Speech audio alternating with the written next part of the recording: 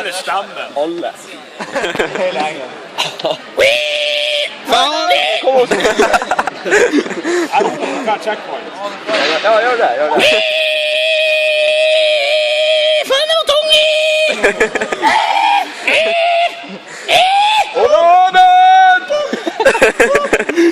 Vi kjører videre. Hvor er motorlyden? Checkpoint, checkpoint! Har klart å holde den jævla banen. Det er umulig. Checkpoint, checkpoint. Det var 110 igjen. Men Vi går til å skrive av den gjengen.